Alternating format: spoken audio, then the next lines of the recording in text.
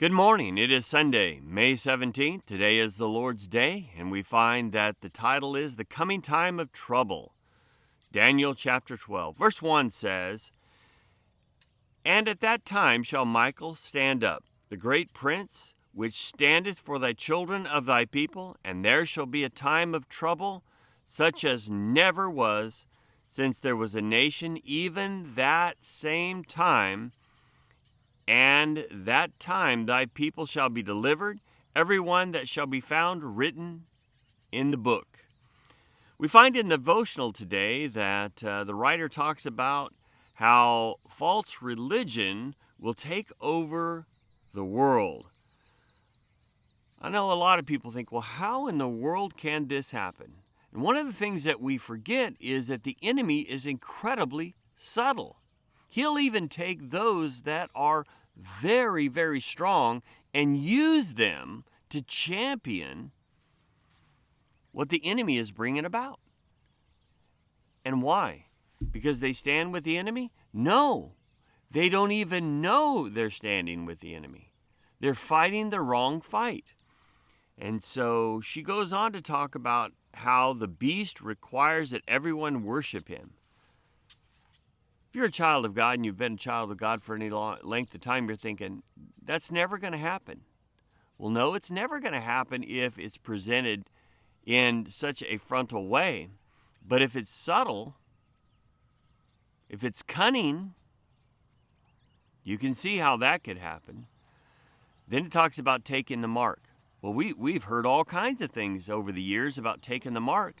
Well, now they're talking about making it required, so that they can identify your temperature, your location, who you've came in contact with, your vital signs.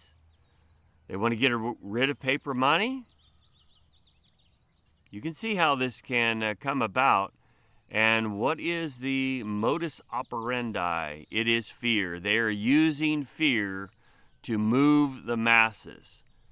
Don't be succumbed to that spirit. That's not a spirit of God. Then it says that without this mark you cannot buy food or carry on daily living.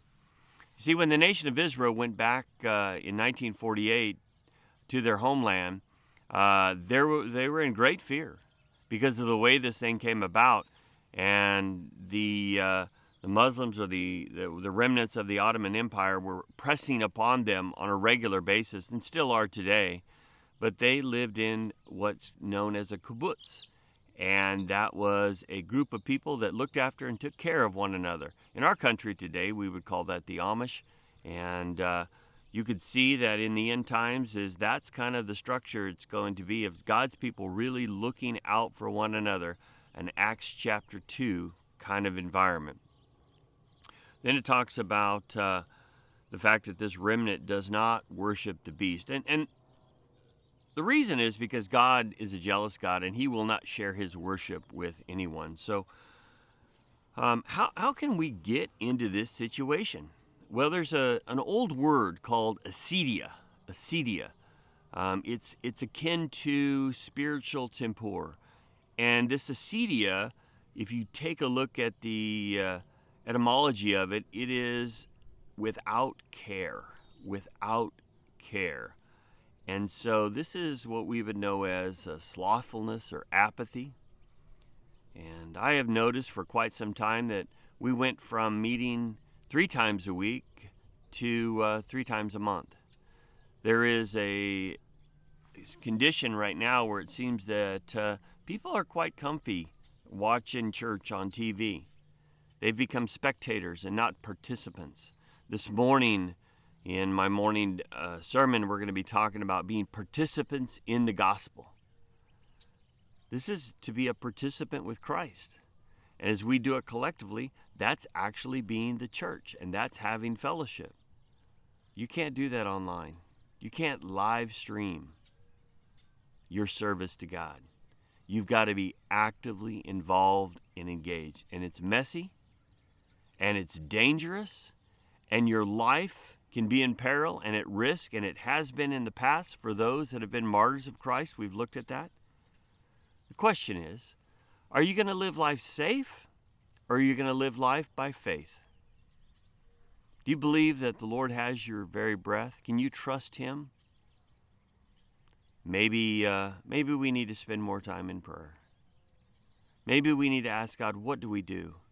Instead of living in a situation to where we get up every morning, check the news to see what is it that the government is going to allow me to do today.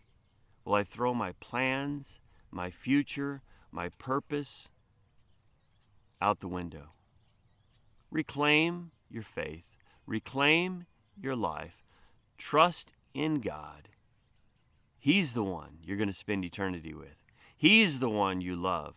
He is the one that holds your life in His hands. So as we take a look at this coming time of trouble, let us march forward with faith. Be strong. Serve God. Love you.